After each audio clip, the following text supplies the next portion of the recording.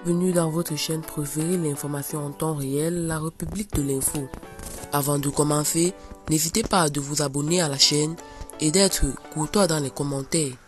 Du côté du Mali, l'état-major général des armées informe l'opinion que les forces armées maliennes poursuivent leur action de recherche et de destruction des groupes armés terroristes GAD dans le cadre du plan Maliko et de l'opération Kélétigui. Depuis le dernier communiqué hebdomadaire en date du 22 octobre 2022, les actions majeures visant à réduire la pression des terroristes sur les populations se résument comme suit. Dans le théâtre centre de l'opération Maliko, le 13 au 28 octobre 2022, des opérations d'opportunité aéroterrestres ont été menées par les FAMA contre une base des combattants terroristes de la Katiba Masina dans le secteur de Ndja, situé à 21 km au nord-est de Nyono. Le bilan fait état de 13 terroristes neutralisés, 13 MP, 2 PKM, un mortier, un rocotte, 5 motos et une quantité importante de carburant récupéré.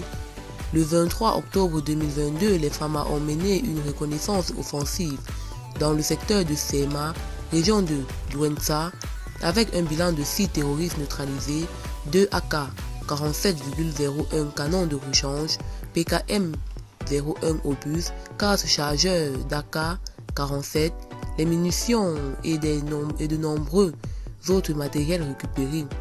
Le 23 octobre 2022 encore, sur la base de renseignements, des actions ciblées dans la ville de Kona font un bilan de 1 combattant neutralisé, un pistolet automatique récupéré, 4 terroristes interpellés dont 2 poseurs d'EI, un coordinateur des actions terroristes et un chargeur de collecte de la ZACAC. Le 24 au 28 octobre 2022, une vaste opération FAMA dans le secteur de Bandiagara a permis d'assister plus d'une dizaine d'enfants affamés et malades dans le secteur de Douentza, ayant permis l'interpellation de 4 suspects et la récupération de plusieurs matériels de combat. Le 27 octobre 2022, des vols de reconnaissance FAMA au profit des populations ont conduit dans le secteur de Nyondo, Ségu, Ara et Kassogo, dans le cercle de Bankas, région de Bandiagara, appuyée par une mission d'intervention terrestre. Cette mission a permis de porter secours à une femme blessée par balle. Le 27 octobre 2022, une opération d'opportunité FAMA dans la zone de Petasembo, village situé à 30 km au sud de Boni et 8 km au sud-est de Sema, a permis la reconnaissance de l'axe Boni-Petasembo et la fouille du village.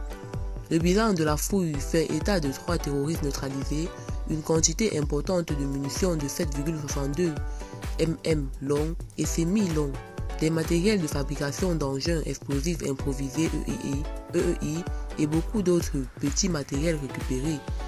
Le 27 octobre 2022, les précisions du renseignement ont permis la neutralisation à Tenenkou, région de Mopti, de 2 terroristes activement recherchés suite aux événements de Moura.